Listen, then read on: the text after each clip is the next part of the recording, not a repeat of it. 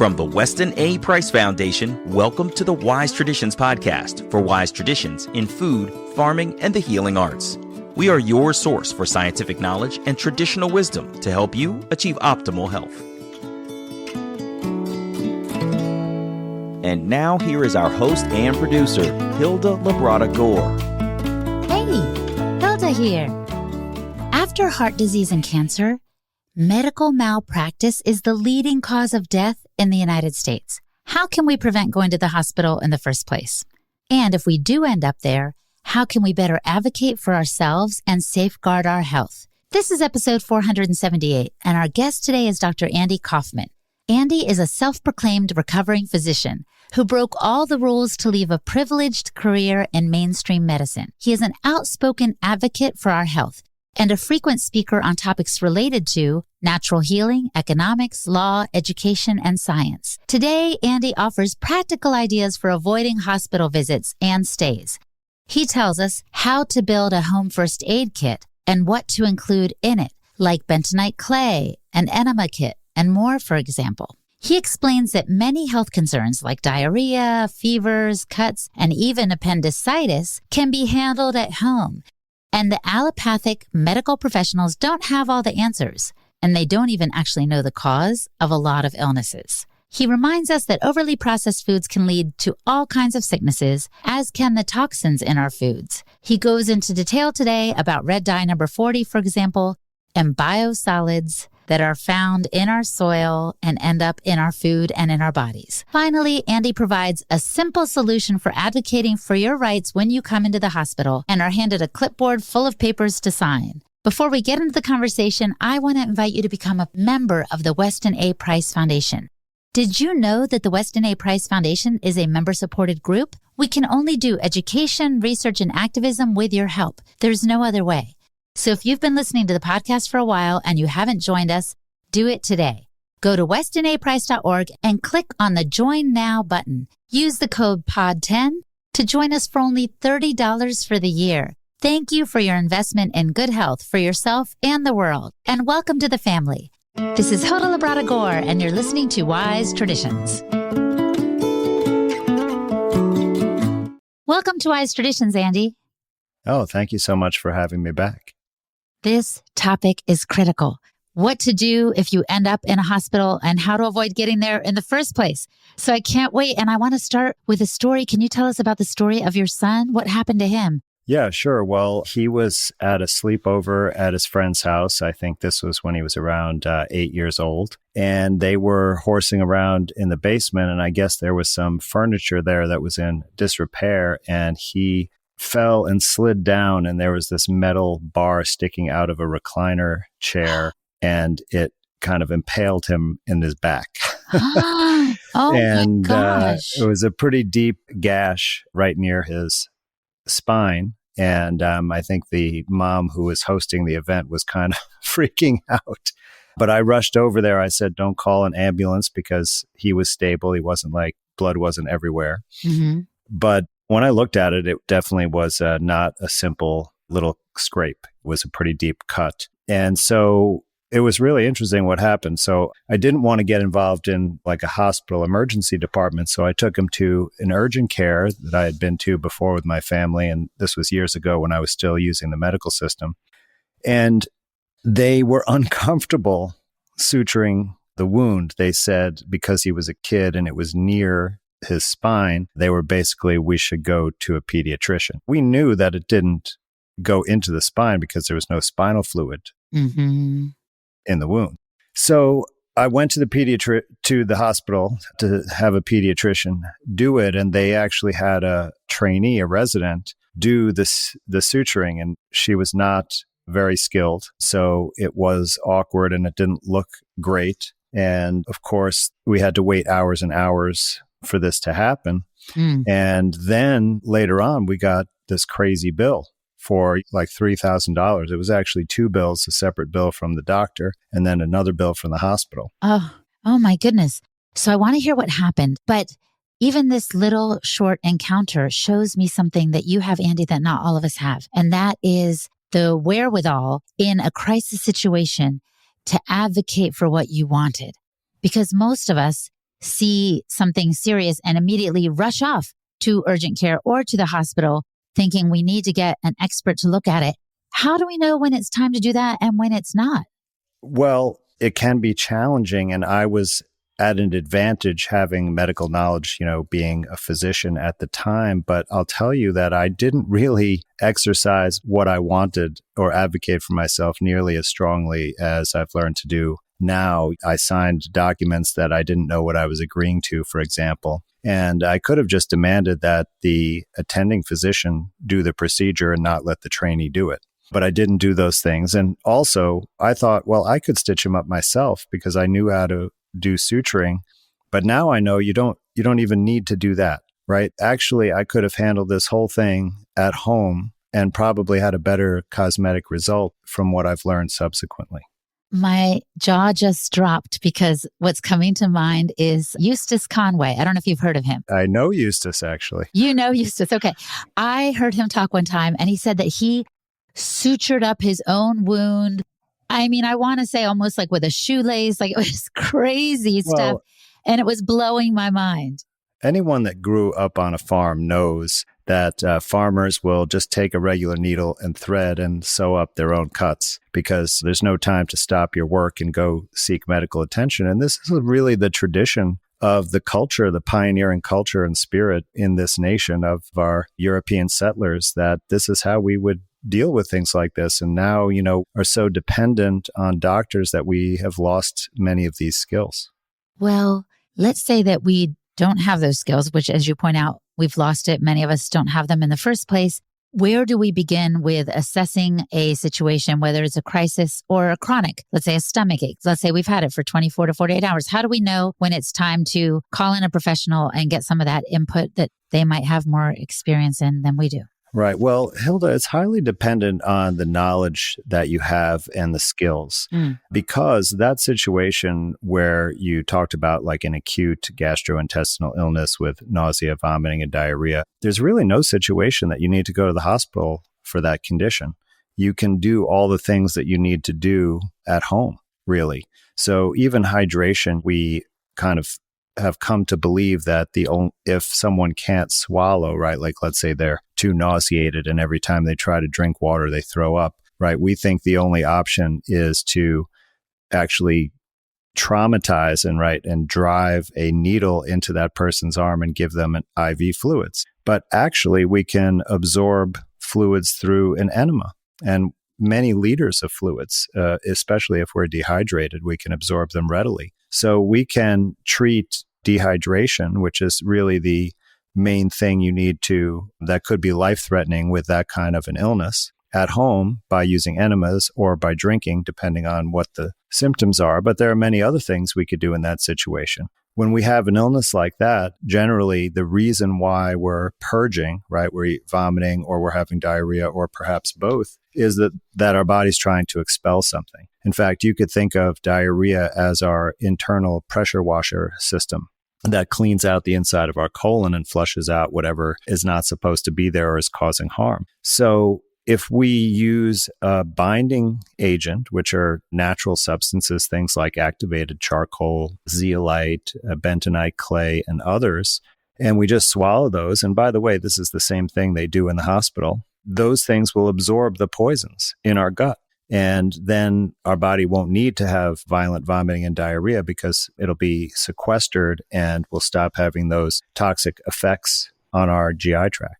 This is fascinating. So tell me, how can we begin to reacquaint ourselves with what we can do ourselves at home? Well, I am trying to develop a curriculum for this, and I have courses and workshops where I teach these skills, and it starts with really just some basic knowledge. And you can look at this in different categories of emergencies that you might deal with. And even some mainstream training can be very effective, and it could be slightly modified to use natural materials. Like, for example, there are courses that you can take to learn how to control bleeding, right? And these are given to like law enforcement officers, for example, because they may have to deal with a gunshot wound, right? So they teach you how to apply tourniquets. And also they use a chemical material to help stop the bleeding for deep wounds or profusely bleeding wounds. But you can also use natural things like, for example, cayenne pepper can stop bleeding, and so can zeolite. So if you combine that kind of training, similar to, CPR training. Now, I will say that this brings up one condition that you would want to go to a hospital to get help with, and that is when you have a bleeding artery. And you'll be able to know that because the blood will be spurting out of it with every pulse or every heartbeat. Mm-hmm. And in that case, that's when you would definitely use a tourniquet if it's on a limb, and you would use other kinds of pressure dressings temporarily if it's on the trunk, for example, and then you would go to have a surgeon conclusive to tie that off definitively, which is something that you can't do. Now, the tourniquet can save your life, but if it can't be repaired surgically, then you could end up losing that limb or anything distal to the tourniquet. So there are some situations where you would want to go to the hospital. Of course, once you're there, you have to be prepared to make sure you get only what you want. But most of these things, even things like a gunshot wound, could be completely treated at home if it doesn't involve a bleeding artery. So if we were putting together our own first aid remedy kit, you've already mentioned some of the things we should include in it, like bentonite clay, activated charcoal, zeolites, gauze and things for tourniquet or stopping bleeding. Maybe needle and thread. What else should we have in it, do you think? I think we kind of have to talk about this by the type of problem, but certainly a few other things that you would add is you'd want to have an enema kit. You'd want to have a source of distilled water and either salt to make saline or a saline that you make ahead of time and just keep in a glass or steel container for a variety of applications, like to clean out a wound or to rehydrate with an emergency enema. You'd want to have some healing solvents like turpentine and DMSO and castor oil for various applications. You'd want to have milk thistle and possibly N-acetylcysteine and some form of vitamin C. I prefer dried acerola cherry powder, but those would be for poisoning emergencies, for example. Do you have all these things in a kit at home? I'm curious. Well, I have all these things, not necessarily in a kit, but I have an area in my house where all these natural healing supplies get stored so we can always find them. Well, and I imagine that would give you a sense of confidence, that and the experience that you have, the knowledge that you have, that you can handle situations on your own. I think in some ways we've been programmed to believe that we need to outsource our care to the people in the white coats. And that's why when we do end up in an emergency situation and in a hospital, we sign all the papers quickly. First of all, we're in a distraught state, most likely, but also we think, well, they know more than we do, so we better just go with whatever they think is best. I think that last point you made is the most salient, because let's just consider the example of caring for a child. Now, we know that children sometimes get sick, and of course, if they eat a lot of processed food and get all their shots, they're going to be more sick. But parents generally will take certain actions, right? Like they'll know if their kid gets a cold, they might give over-the-counter medicines, which, by the way, will delay or block healing. Or they'll give medicines for a fever, they'll take the temperature, right? So they have a certain degree of knowledge. But when certain things happen, they get really nervous and they will go and seek that professional advice. But the thing is, in most of those situations, the doctor has absolutely nothing to do. Like there's nothing they can do to change the situation. All they'll do is give you additional knowledge, which may or may not be accurate. But if you have that knowledge on your own, then you can handle the situation. Like, for example, let's say that you have a child with a high fever. Now, you know that high fevers can be dangerous, but you may not know the exact number of which to start worrying, and you may not know how to handle it other than just giving ibuprofen or Tylenol. But what if your child has a seizure? Well, I guarantee that virtually every parent, if their child has a febrile seizure, they're going to be calling 911 and going to the hospital. But there's absolutely nothing they are going to do at the hospital other than tell you your child had a febrile seizure. There's no increased risk of any serious illness after that, and just go home and give plenty of fluids. Wow.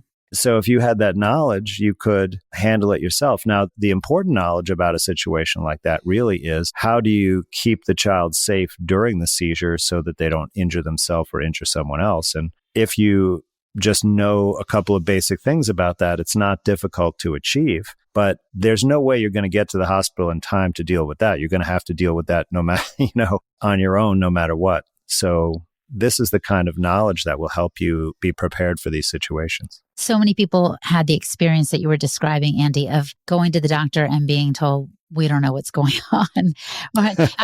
One time I went with my daughter, she had this rash, and literally as we were sitting in the room waiting to be seen by the doctor, it was creeping up over her entire body. The doctor certainly didn't know what caused it. Neither did I, but I was scared as the mom, right? So I was trying to see what they could tell me. And I'm pretty sure they prescribed some kind of hydrocortisone cream or something to help the itching go away. But they didn't understand the root cause, nor did I. So I think there's a sense in which we need to understand the limits of modern medicine as well. Well, I think medicine is pretty open about this, that they don't know the cause of hardly any illness at all, right? They'll tell you that they suspect it might be this or might be that. And oftentimes they say, oh, it's probably a virus, right? They say that for things like type 1 diabetes. They also say, oh, it's your genes, things like this, but they can't point to a particular gene or any kind of certainties about that. There's no test that can tell you. So really, no one has any explanation for any of these illnesses. I mean, they can't even really tell you what causes diabetes or other simple things. And the things that they do tell you that there is a cause, if you go and look at the evidence, you'll find out that at 9 out of 10 times, actually, that's not really true. What are you thinking of when you say that? Well, I'm thinking of things like pneumonia or strep throat or any infectious illnesses. Mm-hmm. The virus has become the convenient scapegoat that they point to when they can't determine what's going on.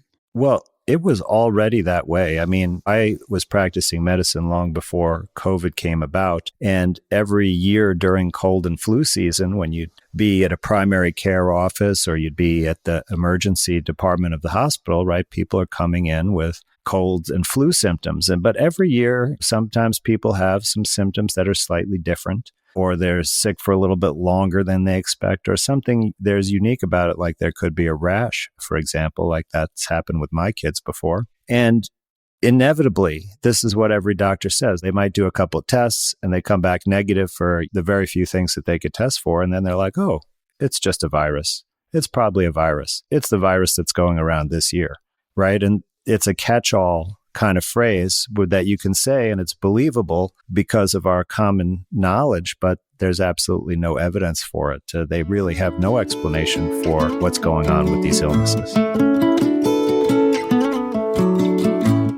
Coming up, Andy talks about how to avoid the hospital altogether, using your diet as a foundation for your health. And he also offers a very simple and practical tip for how to handle yourself at the hospital when you're given a stack of papers to sign. You're listening to the Wise Traditions podcast from the Weston A. Price Foundation. We pause now to recognize our sponsors. Pluck seasoning. You've heard me talk about the importance of eating organ meats. Hands down, they are the most nutritious foods on the planet. And there's an easy and delicious way to microdose organ meats daily with Pluck seasoning. Pluck is a mix of 5 100% grass-fed, freeze-dried powdered organs: liver, heart, kidney, spleen, and pancreas, along with some organic spices and herbs. It's as easy as seasoning your food, and it tastes so good on everything. It's so versatile. Pluck is great on vegetables, meats, fish, eggs, bone broth, popcorn, salad dressing, and more. Add it while you're cooking or once you're done and you just want to add a little something something. Pluck even has a zesty garlic blend that has no nightshades or seeds. And if you want just the 100% organ meat nutrition without salt, spices, and herbs, there is Pluck Pure, which is a 100% organ meat blend.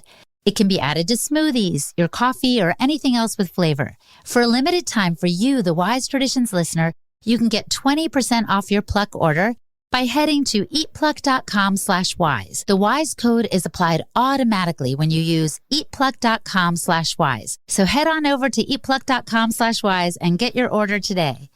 And Optimal Carnivore. Organ meats are some of the most nutrient-dense foods on the planet, and that is great. But how do we get more of them into the diet if we can't source good quality organ meats or don't like the taste? Optimal Carnivore makes it easy because they source 100% grass-fed organ meats from New Zealand. They freeze-dry the organs super gently to preserve all of the vitamins, minerals, proteins, and enzymes. And then they encapsulate them into convenient bovine gelatin capsules.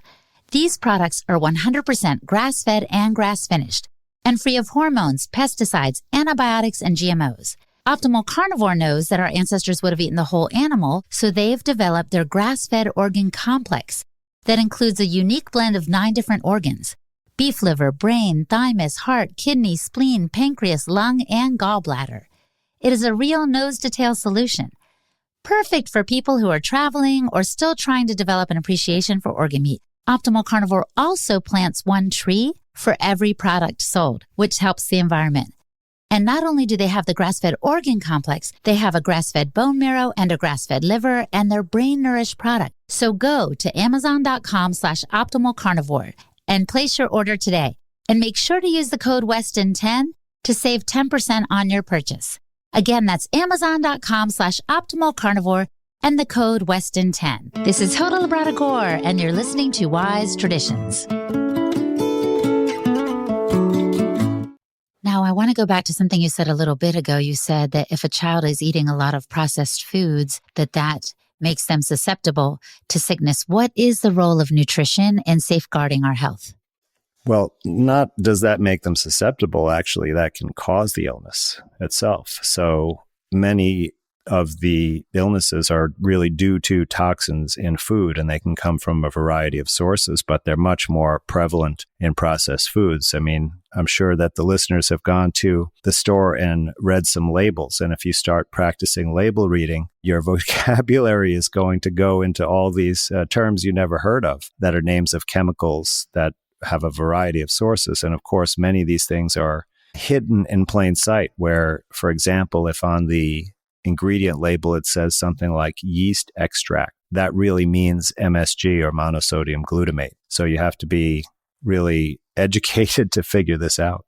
And I know that you did a video that I watched not too long ago on even a red dye. Some people might say, oh, it's no big deal. It's just to make the Pop-Tart red or whatever. But these things can cause all kinds of distress in the body, right? Yeah, well, red 40, is an azo dye.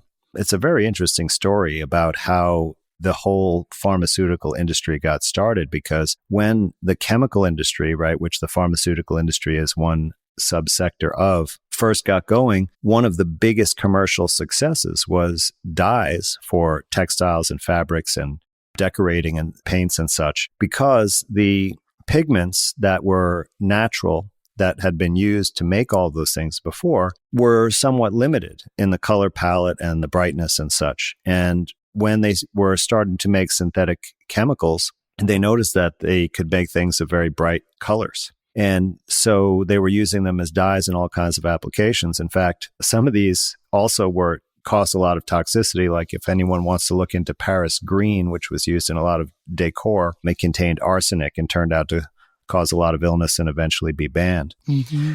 But they also were using these dyes to stain biological specimens to look at under the microscope, because it was hard to visualize a lot of detail without using stains or dyes. And they noticed that some of the stains led to the death of some of the microorganisms. And they kind of assumed that they were targeting the microorganisms only, not realizing that they're actually toxic to all life, just more toxic to the microorganisms. And then they basically started making derivatives of these dyes as antibiotics. And the sulfa drugs, for example, are also derived from azo dyes, just like red number 40. So we don't really know the full toxicity of this compound, because there's very limited requirements to test the safety. And there are many dyes that have been removed from use because they've turned out to be cancer-causing, etc. And there is significant evidence of some problems with red number 40 in particular. People may have heard about it with respect to childhood behaviors and attention, but also it's been shown to be essentially stored in our gut and be associated with gut inflammation as well. So if people have those kind of issues like inflammatory bowel disorders or irritable bowel, it could possibly be related, at least in part, to red number 40. And so many chemicals and food additives are approved, as I understand it, by the Food and Drug Administration, because they don't have the bandwidth, or they don't take the time to get to the bottom and see, how this could affect people. So they just kind of label it with grass, generally regarded as safe, and stick it out there until issues start to crop up. Right. Well, you made an excellent point, and this is a key thing to know about. And I don't believe that it's the FDA doesn't have enough manpower, because if their mandate is to review all food additives, they would increase their staff to get that done. But you're right in that it's this GRAS bypass of the law that allows the food manufacturers to get away without conducting any testing of many of these food additives. And this is generally regarded as safe. And essentially, even if they make a brand new compound, they can just designate it as generally regarded as safe, even though they have no data whatsoever to show that it's safe, because it's safe until proven otherwise. And this is what allows manufacturers to essentially put cancer-causing agents as ingredients into the food. And of course, if they cause cancer, they also cause other illness. So we can't trust the food additives that any of them really are safe. So I read something recently, Andy, that blew my mind. I think it was in a book called Electric Bodies, Electric Health, or something like that. And the book said that our cells vibrate. Of course, we're energetic beings, right? And they're kind of sending out sounds or tones. And that when they take human cells and put something foreign to the cells that isn't regarded as positive, like a toxin, like what we're describing, the cells would scream before they died. Literally, they put the cells in ethanol and the cells were screaming. And I bet there's cells screaming all over the place right now. We just can't hear them. Yeah, well, that's definitely an interesting way of looking at it. I'm sure that there definitely evidence of all of the toxicity that they're being exposed to. Yeah, so I want my cells to be nice and healthy. I know the listener does too, and you do too. So what foods might you recommend that would keep us out of the hospital in the first place? Well, it's really mostly what foods not to eat rather than what foods to eat. And a big part of the problem is that a lot of the things that we think of as food aren't really food. So anything that's processed and has ingredients, right, that is not a whole food I would say would not count as food and would be something that you wanted to avoid. So just go to the outer part of the grocery store, essentially, right, where they have the produce, right? So if fresh plants and vegetables certainly are real food, and unless you just pick one and only eat that, but you eat a variety instead, right, then it's going to be very healthy for you and you're not going to develop long-term problems. And then, of course, go to the meat section. Now, you might want to not go to your average grocery store because even these products can be grown and raised in such a way that they are poisoned, and then the poisons can be passed on to us. And this doesn't just happen by spraying it pesticides and herbicides or by using hormones and antibiotics in the animals. It also occurs when biosolids are applied to the land. So that's something that you need to definitely find out about, because that's essentially toxic sludge that has, at least according to the EPA, over 700 chemicals in it, many of them known to be very poisonous and many of them unknown what their significance may be, but probably not good. Biosolids. I have heard this term before. It sounds so benign, though, Andy. It sounds like cow manure, which we know is good for the crops. Right. Well, Hilda, it is a public relations term. The proper term would be sludge or industrial sludge or biosludge. And if we're talking about just having pure manure, human or animal, that has been treated and composted, that would make an excellent and very safe soil amendment, even if it's from human waste. But in our modern toxic world, our human waste contains pharmaceuticals, chemicals from processed food, many, many other environmental toxins. And so those are going into the sewage treatment plants. But much, much worse than that is that industrial polluters are actually dumping their chemical waste straight into the sewage treatment plants as well. And they're encouraged and permitted to by federal law. And this also includes the leachate, which is the wastewater that drips through landfills that's been shown to have extremely high levels of chemicals like PFAS, the so-called forever chemicals.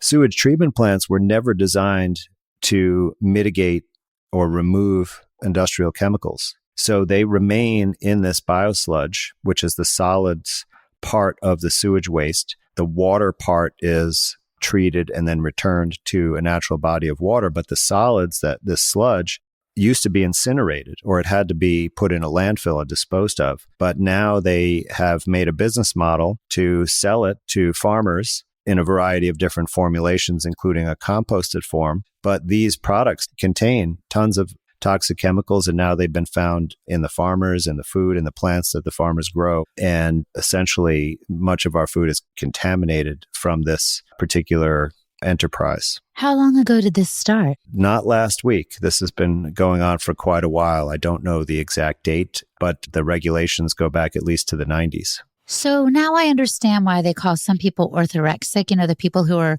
so concerned about every little bite that goes in their mouth, because maybe we should be that concerned. Yeah, it's very challenging, and I would recommend trying to get as much food as possible from local growers that you can develop a relationship with and ask questions like this. You can educate them about biosludge, biosolids, and other risks that may enter into the food supply. And then you know what you're putting in your body, or you could certainly grow your own food. I'll tell you, this problem has really gotten pretty far out of control. In fact, they're finding many of these industrial chemicals in our own bodies, especially in fat cells and adipose tissue. And in an article I recently read about this, they said it wasn't even possible to do a control study with these chemicals because they can't find any subject, animal or human, that doesn't already have them in their fat. In other words, as careful as we may be, these chemicals are finding a way into our system. And it may be that we are still buying conventional. We are still going to that grocery store you were describing earlier. So we haven't eliminated these toxins from the body. Yeah, there are many, sources of these things that we're exposed to. And what I'm talking about is, even if you think you're buying good quality food, it can be contaminated with this stuff. For example, there was an investigation done by a journalist where they went to a hardware store and bought compost that was labeled organic compost. Okay, now you know that people who would be very conscious to these issues, right, might go to their hardware store and buy organic compost and use it in their vegetable garden at home, thinking that they're having a very clean product. Well, it turns out that even if it's labeled that way, that this product had mostly biosolids in it, compost made from biosolids. So it was full of these poisonous chemicals. And in fact, they tested it for PFAS chemicals and found a whole bevy of them, over a dozen. So these can, make it in a clandestine way that we might not be aware of, right? And even though we have good intentions, and that's why we have to take the extra step to learn this information. Absolutely.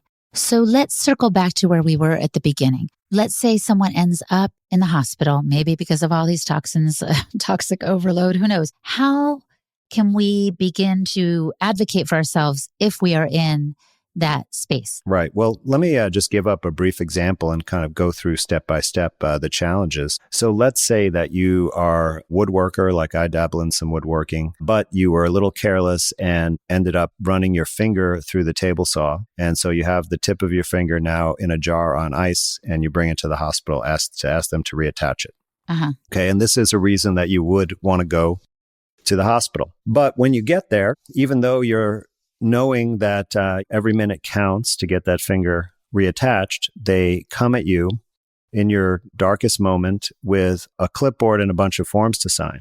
And you can't really sit there and read every word of those forms. And they're not going to take you to the operating room until you sign them. So what do you do in this situation? Well, it's definitely best to be prepared ahead of time. However, even if you're not, you can still handle this situation, because they're going to want you to sign especially two forms. One is going to be where you guarantee to pay whatever they want to charge you, which of course is coercive, because, and you can't have a contract for an unknown amount. So it's really invalid. And then they're going to have you sign a consent for treatment. But on a typical consent form for a hospital, you actually give up your right to consent for any individual procedure or treatment, and you allow the doctors or the treatment team to make all the decisions for you.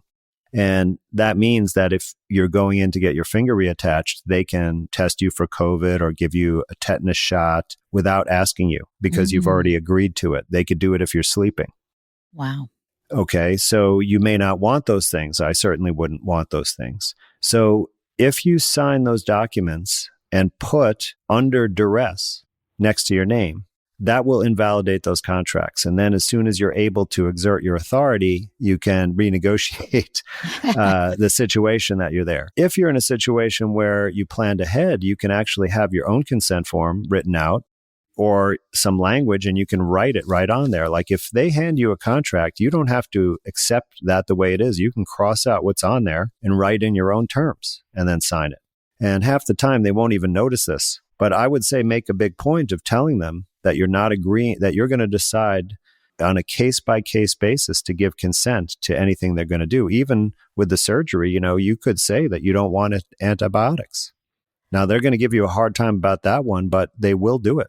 Yes. Without, right? If you're assuming the risk. If you ask to speak with the risk management officer for the hospital, who is an attorney, that's the person that can help you the most, because they're going to realize that if they don't do what you say, they're going to have a lot of liability in court. And that makes them very scared. So if you take that approach, they're going to give you VIP treatment. And I've experienced that myself, actually, when I tried to accompany someone into the hospital to get an ultrasound, and they wanted us to wear a mask and get our temperature checked. And I went the risk management route. And there was no attorney in the hospital, but the nurse manager took the case. And after, a bit of back and forth that was very polite and cordial, they escorted us to a private room with a portable ultrasound unit already there and a technician ready to do the exam. The cashier came to the room to collect payment, and we were in and out of there in very short time, getting private treatment. Wow, that's great. It reminds me of a situation with one of my kids who had acute appendicitis, and surgery was going to be called for, really. And we met with the surgeon, and she was so annoyed as we advocated. I started becoming concerned, is this going to affect her professionalism with my child? It's interesting to think about. I think to advocate for ourselves sounds great until you realize, okay, if it's not just sewing a finger back on, but something more serious, could this affect how they interact with me as a patient here? Yeah, well, it'll make them scared of you because you're going to sue them if they make a mistake. That's the way you want it to be. But I'm glad you brought up that example. And I actually had my appendix surgically removed years ago as well when I developed appendicitis. But since then, I learned that is one of those conditions you can definitely treat on your own. And my former apprentice, Dr. Grayson Dart, who now does natural healing, has his own practice, he actually developed appendicitis a few months ago. And he did go to the hospital to get an imaging study so they could confirm the diagnosis. And then he walked out of the hospital and treated himself with water fasting and enemas and was better in 2 days. No. Yeah. Wow. I didn't know that was possible. Absolutely. It's kind of like when people talk about remineralizing teeth. You don't just have to get a cavity filled. There is that possibility of treating it naturally. There's so many things that we need to remember. Well, I'm so grateful that you're getting this information out so that we can. Hilda, I'm not going to give you all the answers and how you do these things, but heart attacks, strokes, any conditions you can treat at home and have as good or better outcomes than you would have in the hospital. Probably better because you don't have the risk of dying from their procedures. Well, Andy, what do you say to the person who swears up and down that conventional medicine is much better than all this natural stuff we're discussing and that the hospital is the best place to be when you're sick or injured? Well, the medical establishment themselves concede that they're actually the leading cause of death, because if you combine two studies, one was performed by Johns Hopkins that showed 250,000 people die every year from medical errors. And then another study that I can't remember where it was done from, but another prestigious university showed that medications are also the third leading cause of death and have similar numbers. If you combine those two numbers, you have beat the leading cause of death according to the CDC in this country. So anyone who says that allopathic medicine results in good outcomes simply hasn't looked at the evidence. Wow, mind blown. Oh my goodness. Well, I'm so grateful that you've brought some of this evidence to the conversation and your own insights and experiences. So I want to close now, Andy, with a question I love to pose at the end. If the listener could only do one thing to improve their health or shore it up so they don't end up in the hospital, what would you recommend that they do? Oh, gosh. Well, I would definitely say you should try fasting.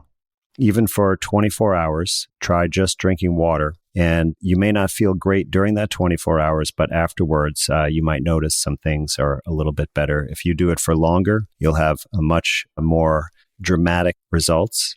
For example, if you do it for 21 days, it will be life-changing experience, permanently life-changing. And if you do it for, I'd say, 7 days, you're going to have quite a significant difference. Powerful words to end on. Thank you so much, Andy. This has been a pleasure. Same here, Hilda. Our guest today was Dr. Andrew Kaufman. You can visit his website, andrewkaufmanmd.com, to learn more. And I am Hilda Labrada-Gore, the host and producer of this podcast for the Weston A. Price Foundation. You can find me and more of my resources at holistichilda.com. And for the transcript for this episode, visit our website, westonaprice.org, and click on the podcast page. And now for a recent letter to the editor from our spring 2024 journal. Let's talk bacon fat. It's not only yummy, but it's medicinal too. About 3 years of trying several remedies for hot flashes. I tried homeopathy, progesterone cream, herbal remedies, and teas. I finally stumbled upon a bona fide remedy for hot flashes: pork lard from a local farm. This past Christmas season, I had a lingering cough, so I made soup daily in an effort to eradicate the cough. Since I had a tub of pork lard in my freezer, I decided to add that to my vegetable soup to make it tastier. I ate soup daily for weeks. After about 1 week, I had the most subtle but wonderful realization. I am no longer waking up at 5 a.m. with hot sweats.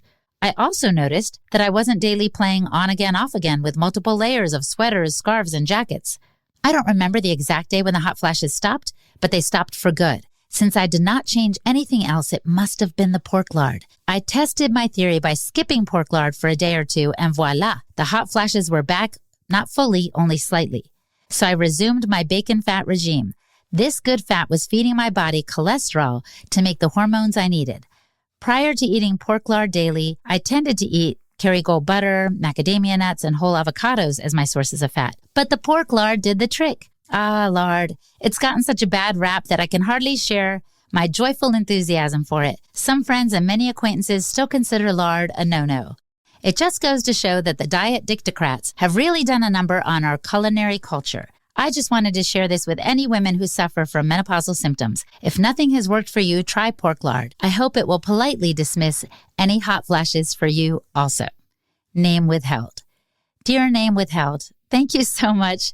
This is really encouraging. Of course, we know lard is good for a lot of things. It's interesting to learn that it may be good for menopausal symptoms as well. And you too can leave us a review or write us a letter to the editor at info@westonaprice.org and just put letter to the editor in the subject line. Talk to us on the subject of your choice. And thank you so much for listening, my friend. Stay well. And remember to keep your feet on the ground and your face to the sun. On behalf of the Weston A. Price Foundation, thanks for listening.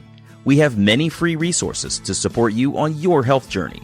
Visit westonaprice.org to find podcasts, articles, videos, and more. You can also find a local chapter near you for help in finding sources of great food.